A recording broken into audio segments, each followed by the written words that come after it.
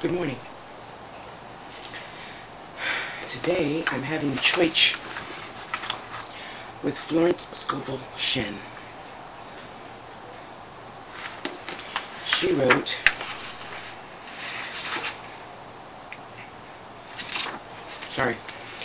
The Game of Life, The Power of the Spoken Word, Your Word is Your Wand, The Secret of Success.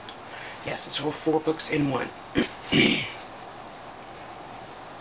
And a lot of times, even though I am learning to be more honest about my life, just rewording it, you don't say I'm broke and have no money, you just say I'm financially challenged. And to some, that's the same thing, but you know what, to me, in my mind, that tells my subconscious I'm not poor, broke, with nothing. That tells my subconscious to get ready for more. Maybe it's the same to you.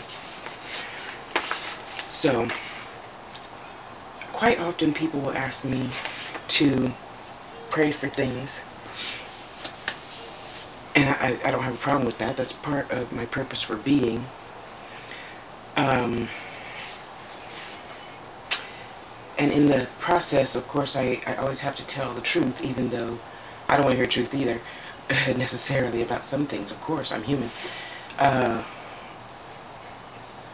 And you still got to tell the truth, because I can't lie. God will kick my ass, So, anywho, I wanted to read a few things to you. Again, this is one of my other Bibles of life. Florence Scovel Shen. Scovel Shinn. Okay, Florence is Florence. And she's one of them old school people. You just drop in and say, hey, let's have a cup of tea. And could you pray for, the divinely right man for me? And then, of course, she'll say something, wise. For example, a woman I knew had for years an appearance of a terrible skin disease. Yada, yada, yada. Yeah, just like the Bible, you got to go read it for yourself. False growth, this is Florence, false growths are caused by jealousy, hatred, unforgiveness, fear, etc. Every disease is caused by a mind not at ease. I said once in my class, there is no use asking anyone, what's the matter with you? We might as well just say, who's the matter with you? Unforgivingness is the most prolific cause of disease. It will harden arteries or the liver and affect the eyesight, and its train are endless ills. I called on the woman one day who said she was ill from having eaten a poisoned oyster. I replied, oh no, the oyster was harmless. You positioned the oyster. What's the matter with you? She answered, oh, I promise. Oh, about 19 people. What's the matter with you? She answered, oh, about 19 people. She quarreled with 19 people and had become so inharmonious that she attracted the wrong oyster. You see what I mean? You see what I mean? And that's why all my life I've been like, I have a really good life. Why am I, going through this? Of course I read, Louise Hay book, about my knees and stuff, and fear of not having the ability to support myself and all that good stuff. So I'm pretty much over that. I know I have, enough of everything to support myself. So therefore now, it's been over a year. Now I know. I'm not stupid, didn't go to the doctor. I don't have a doctor. And now that I do, I will go and have it checked out and see furthermore what's really going on. And now that I've found another healer friend, yeah, things are working. And this is one instance of a different situation that has happened in my life, and I gave the person this one advice after whatever they went through, okay, forget that. He was afraid that he had something, and of course, as a practitioner for God, I can't necessarily say what it was or any names or anything, but I did tell that person this: one can only contract germs while vibrating at the same rate as the germ. The fear drags men down to the level of the germ. You see what I mean?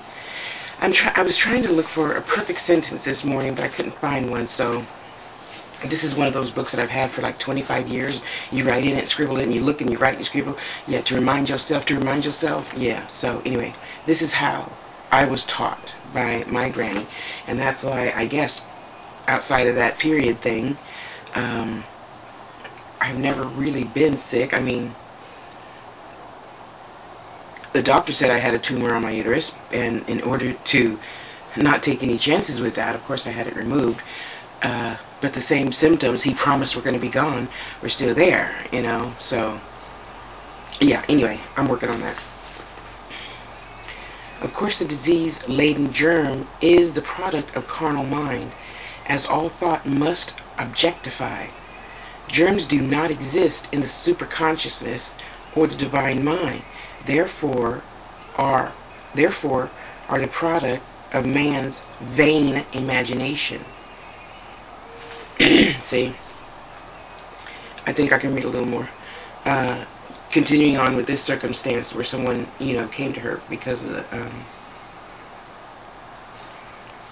the whatever issue, doesn't matter. Sorry.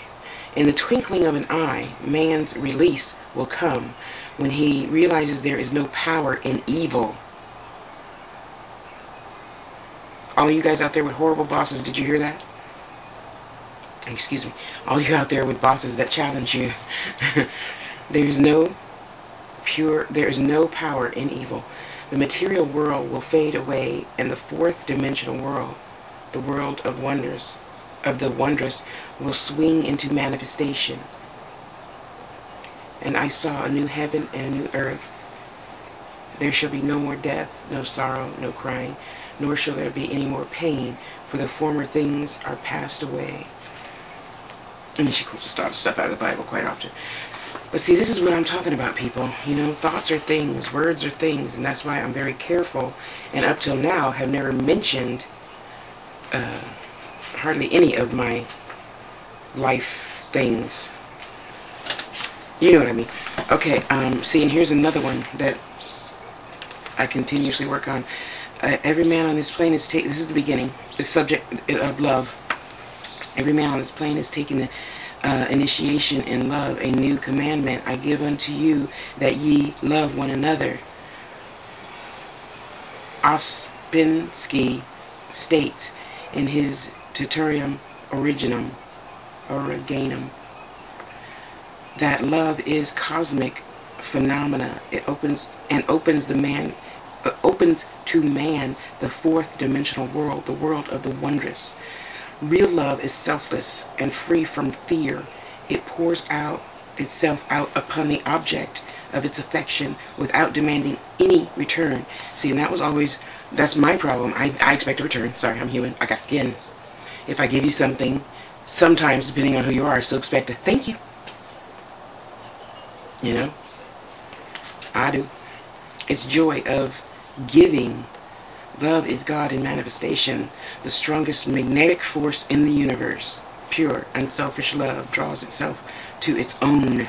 See, and that's what I say. You only get what you are right now. And though I have plenty of great men in my life, yeah, I'm still waiting 2 books. I know I'm kind of fuzzy this morning, huh? Oh well. So, man is selfish, tyrannical,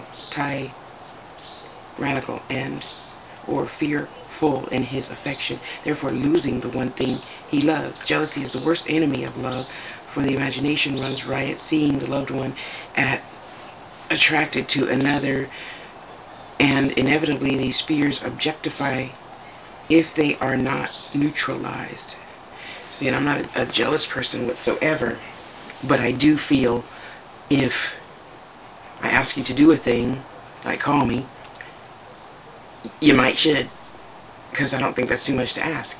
I would never ask anything I'm not willing to give myself. Of course, that's silly. I can't give you $1 million, especially if I don't have it yet. So, Florence Scovel Shinn, The Game of Life, The Power of the Spoken Word, Your Word is Your Wand, The Secret of Success. And she's another one of them old school ladies that I learned so much from. My granny.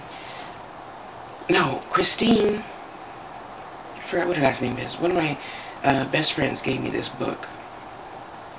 And then, of course, I went to go buy more of her books. And then for the next Christmas, after I bought, you know, like 2 out of the 4 books, Christine gave me this one for Christmas. It's amazing. And it's true. You know, whatever I say I got, I'm going to get. Though I notice, you know, in reading this again, because you always got to, you know, touch up sometimes. We're human. We don't remember everything. That, you know, I might be financially challenged this week. And I say that because I need to learn to say that, or I can't really put it into words. You know, it's not an evil thing, and it's not a negative thing. It's just the truth, and we still have to stand in the truth of who and what we are, but without going overboard and saying, oh, I'm so, and always crying, oh, poor me, you know? So I hope I don't sound like that. However, there are things I need, and if you have more than one of, maybe you would share it. There, I could put it like that. So, I'm having tea with Florence Scovel Shin, and you're having coffee with me this beautiful, glorious, cloudy morning. I love it when it's like this, because the cold, after I throw off my blanket, wakes me up. And then I have to get busy so I can stay warm. Yeah, so I'm about to go mop my bathroom floor. No, I don't have a mop. I do it the old-fashioned way still. And even though I can't do it quite the same, I'll put it that way. You gotta mop the floor. Hand, bucket, soap, water, bleach. That's it. Excuse me. So yeah, this is why I always tell people, and you know, especially when I do readings, ooh, cancel, cancel, cancel. Yeah. Gotta watch our words, people. Watch our words. And all of you people with diseases and stuff, I'm not saying it's not true, but I'm just saying you don't have to talk about it all the time, because then other people, and this is what my mother taught me, and listening to people like, you know, dr.Oz and, what was that other great man's name? Shoot, I can't think of his last name. Anyway, we're all starting to realize, you know, everything, the little tiny things have power, and there's power in little tiny things, you know, like a blade of grass. It can either lie down or it can cut you, right? Yeah, there's power in that. There's power in water, a water drop. It changes the whole transformation of one rock once it's dropped. Every minute, for 20 years, it changes the whole form, shape of the rock, right? That's why Bruce Lee always says, water is the most powerful thing, my friend. Be water. Always be water. That was one of his greatest interviews. Anyway, yeah, so, you know, thoughts are things, words are things. Watch what comes out of your mouth, watch what goes in your head. And that's probably another reason, still till today, I'm, you know, 49. I don't watch much of the news. You know why? Because I'm here about the next day at work. Or I don't believe in a lot of the news. Because let's face it, today they're going to say XYZ. And then tomorrow they're going to say, okay, so 20 years ago, WXY, NQRA happened. That's not what you just said, though. Oh, yeah, but this is what we meant. Yeah, so I don't have faith in that either. I don't necessarily have faith in something just because I can see it. Thus, we have faith in God. Or faith in whatever you choose to believe yourself, okay? Believe in. It's just a choice, just like anything else. And I know bad and negativity exists, but do I have to concentrate on that? I know the devil is out there. You know, I don't call it the devil, just like I call God Mom, or my father, or whatever I feel like calling God at the moment. I realize negativity is out there because God gave us choice. Okay, whatever you believe in, you still have a choice. Doesn't matter if you call it God, the devil, the angels, demons, whatever. You have choice. You have free will. I'm going to choose this, I'm going to choose that. You know? So yeah, choose wise words, choose wise thoughts. And stop saying I'm broken. I'm going to stop saying I forgot exactly what it was I said, but anyway. Yeah, I can stop saying I don't have any food, and I can just say, pay me for my jewelry so I can buy some food. And see, now my mindset has changed to look forward to many sales. That I can do many things with that money. You know, like pay the angel babies that I still owe. I'm going to do better, you do better. Okay? That's why my body is in perfect divine order with the universe. And that's why I tell people, you know, cancel, cancel, cancel. You are the perfect child of God in which she is greatly pleased. You know? So let's work on positive words. Next time we'll work on visualization, right?